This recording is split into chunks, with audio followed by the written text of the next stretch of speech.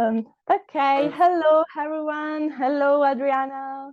Happy to have you Hello, here hello. How are in you? Cyberwear NFT. So Adriana is a consultant and a fashion artist, digital fashion artist. So do you want to introduce yourself a bit? Yes, sure. So yes, as you said, I've worked in fashion for almost 10 years, over 10 years actually, mainly as a fashion illustrator and designer and art director. And now, obviously, with Web3, I got very interested in the whole aspect of NFTs. And I was probably the first fashion illustrator in the NFT space who sold out their collection as well. So I've been on that track for a while. Okay, that's really good. So, would you like to share what are you doing now about digital fashion? Maybe we can start in general. What is digital fashion? And yes, what are you doing now? Yeah, so obviously I started as an artist in the NFT space with like sharing my artwork and creation of like my digital pieces as a artist, visual artist. But because obviously my work has always been very linked with fashion, I started to be interested in the digital aspect of fashion as in what's going on in the market. And I fully didn't understand the concept until, to be honest, recently when I attended a couple of events in London about digital fashion with the leaders of like the digital fashion platforms like DressX and Ouroboros. So it was like a lot of experience for me to understand why would we even get into this wagon, if that makes sense. So digital fashion basically, well, how to explain it is first of all, is an alternative to actual real fashion world of the physical garments, where we can have them as digital pieces we can wear in the metaverse. But obviously, metaverse is not very developed yet, and I think it's still obviously in the starting stages of like how we're gonna be. Like say right now on a Zoom call, one day we're gonna be dressed in completely different outfits which are digital, and they just are presented on the digital screens. So I get that maybe for like a usual, standard consumer of fashion is not maybe attractive, but what I think is very attractive for digital fashion is the aspect of digital, which is basically combining the actual physical product with a digital aspect of it. So let's say that's what I got really excited myself personally when you say you have I'm wearing this pink jumper, and you'll be able to scan it with your phone and see another version of it, or there's going to be something that's going to be animating around it, or there's going to be some aspect that's going to change a season based. Obviously the opportunities are endless, but what I think is very exciting is that this is very sustainable compared to the traditional fashion world. We can utilize objects in different ways, so they obviously can transfer, they can transform within time. We can basically create the one garment that's going to change over time, and I think that's very, very exciting. And also another great concept of digital fashion is that when we purchase digital fashion, obviously we don't own it as a physical piece, but there's a lot of influencers out there and people who just buy a piece of garment to just show up once on their photo or like in a video and never wear it again, which obviously is not very much helpful to the sustainability of the environment. So now there's an alternative where we can create digital pieces.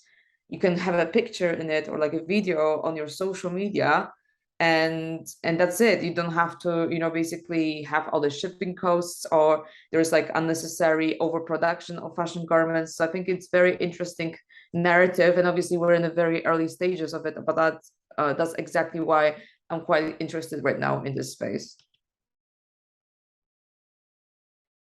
Okay, thank you. And would you like to share with us like a particular example, maybe a particular example of project of a physical digital project that you are working on, or maybe that you saw that could be really inspiring? Well, personally, I don't have it yet because this is something I'm like literally just am working on behind the scenes. But I'm inspired enough to actually work on my, well, I don't want to say what it is because I don't want to spoil basically the whole concept, because it's something pending, and I'm working on it already and hope to launch something related to my art and also the digital fashion aspect and actually physical aspect of it. So there's gonna be, I want to create something that's exciting basically and onboard new clients. So it's not just like for, let's say, Web3 community who already are educated enough and are interested in buying NFTs. For me, it's more interesting to, like, personally as well, to have something physical and tangible attached to the digital object, if that makes sense. So this is something I'm working on myself. When it comes to the projects, well, I've seen around, I think one brand I really like what they're doing is definitely well, it's called Jewels. There's like this digital jewelry line stock. Well, I wouldn't say it's like a shop or a platform where it allows to have some digital jewelry designers. Not all of them are digital, but there's oh wait, I just have to think about it. Right? Well, sorry, I just don't have it right now in my head, to be honest. But I think it's like early stages, so I don't think there's a lot of digital brands, to be honest. Like if there's any brands that have been providing digital, I would say there's like giants. We're talking about Adidas or like Puma, who obviously launched NFTs, and with the NFTs you could obviously get a physical object, and I think that's already the best example of like how big brands already jumped on the space.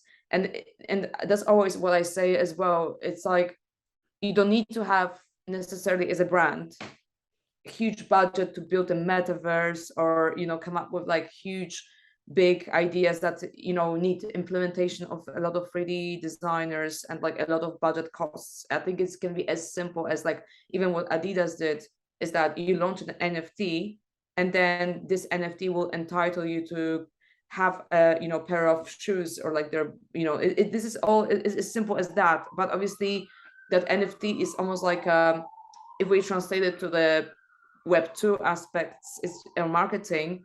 This NFT is like your kind of VIP guest pass, or you're like part of the community membership that will allow you to get in the future new product drops, or there's going to be exclusive perks of being the NFT holder. That makes sense. So I think there's a lot of opportunity right now within fashion industry in general, and I don't think and I think there's so much room to grow, and there's so much to be used, that a lot of brands are afraid to jump on it because they think they have to do something very, very complicated. And I think for like smaller brands, that's why I always try to consult with like smaller brands and help them get on board on NFTs to understand that that doesn't require such a huge effort. It's just like as simple as that, just like drop an NFT that will be linked to the physical product.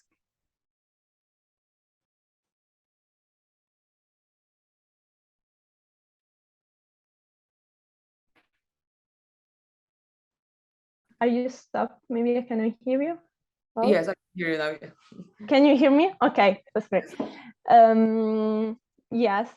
Would you like to share your slides? Maybe some photos or something that you told me before? Well, yeah, I mean, I can share, this is not really touching an aspect of what I was just saying about digital fashion per se, because this is just my generic NFT presentation that I have created to present my work as an NFT illustrator. Mm-hmm. As I said, I entered the space as a fashion illustrator. That's been my journey in the fashion industry, mainly as a fashion illustrator. Worked with Oscar de la Renta, Cavalli, Ted Baker, H&M, Tod's, a lot of different brands, like within fashion and luxury and beauty industry. So obviously I've been focused on creation of illustrations for as a live illustrator as well, but also for like coming up with mixed media aspects or narrative of within art direction, and often using my illustration as well. So for me it was very exciting to just join this space as an illustrator who mainly works in digital tools like Procreate and Photoshop, because I love to animate as well my pieces. So this is just a throwback to my solo exhibition I had back in March which probably was also the very first NFT fashion illustration exhibition in the world. And it was very exciting because basically, again, I was like trying to present the aspect of the NFTs as a piece of art, which can be held and can be more valuable than a physical piece, because what a lot of people still don't understand is that the NFTs is basic, as simple as that. Most of the time, NFTs are created digitally. So, for example, in my case, if I've created a lot of work before as a digital artist, the best I could have done was to just print it and sign it and sell them as prints. And now it's changed so dramatically because I actually sell my NFTs as digital pieces as they are. So because this is the original version of how they've been created, not on oil, a canvas. It was not created on piece of paper. It's been created on an iPad. So this is the traditional medium versus the digital piece that's been created, and it should be sold as an NFT, if that makes sense. So this is like, that was the exhibition to just showcase and help the public to understand was the concept behind it. And obviously there were like pieces presented as prints one-on-one, just like single pieces for each NFT. But they were actually sold at a cheaper price than the NFTs, because for me, the print is actually the replica of the NFT, if that makes sense. So Yeah. obviously, and the subject was around my fashion illustrations. And again, my background is in the fashion industry. So it's always like linked to that aspect of me getting inspiration from the fashion world. So that's the slide, or just like a quick snippet of that exhibition. I also had another exhibition after that in August, which was also presenting my NFT fashion illustrator portraits. And I also had, these are like some pieces I was just talking about, me as an art director. Amazing. And the Right. digital artist, because again, the first piece on the left is actually my collaboration with Vogue Australia. I did, in 2020. And this is actually an animated piece. I can't present it here now, but my point is that, well, for example, now I could sell it as an NFT. I can't, because obviously the copyrights and stuff like that. But my point is that back then, that was a collaboration-based piece, which was just could exist on the social media. And obviously it was a commission from Vogue Australia, very, a great exposure and big, client of mine. But and that's where the story ended. Like, it was that was just it for digital artists like myself. Like, it was like an animated fashion pieces, paintings mixed with photography, like sort of collage animation. There was a concept I developed, and it was such a shame because it was like, okay, that's it. And I was questioning this, like, why digital art was valued less than physical pieces, just because they're not created on canvas. And that, for me, that was ridiculous, because we're like in the 21st century, and digital arts has been already since for like already 30 years. So I think that's not fair. And the second piece on the left, on the right, is actually a collaboration I've done with a brilliant friend of mine, who's a great 3D designer, Bobby Mather. And it's actually based on my concept, on my sketch. It's actually an animated piece I haven't released yet, but it's going to be very much in line with what I'm working on right now as a digital designs. And again, this is what I'm just saying, that we digital designers have created a lot of amazing pieces, like beautiful art direction execution for different brands. But the only thing we could have done was really just like present it on social media, or like, campaigns or digital presentations of the brand, but that was not really able to be sold. So now I think that's why I got so excited about this, because I felt like it was like a dream come true, where finally we can use those NFTs as actual tangible pieces of artworks that can be obviously linked to something more than a piece of art. Because again, there's a lot of so many opportunities within the NFTs. You can sell the NFT as a piece of art. It can be, a membership. It can be a whitelist access, community, benefits. It's so much, right? So really, that's why I'm so much involved in the NFTs. and this is just like a throwback from my life illustration, as I said, because I just want to actually portray and show that I always like to be kind of ahead of the game.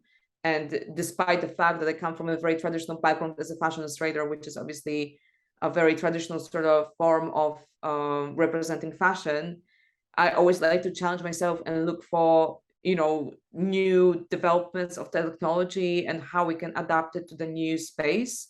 And I think that was a really great just example of showing how I work with Cavalli on this integrated live show where I had a collaboration with Microsoft Surface, where I was doing illustrations live on the catwalk show. And while the models were going down the catwalk, there was a screen behind us, and it just showed how I was just, doing some sketching of the actual models going on the catwalk, which I think was like, again, that was like my sort of step forward within, okay, how do I raise the game as a fashion illustrator? How do I adapt this new technology to something innovative and exciting? And I think that's kind of always the core of me as an artist, that I don't like to get stuck in one way of doing things, especially in the dynamic, genre like fashion, which is obviously evolving and changing so rapidly. And I think it's also important, just as a example, for artists who create fashion like myself, or talk about, like, storytell about fashion, is like how we can keep up with those trends, and how can we actually talk about this as well in a very interesting and new engaging way.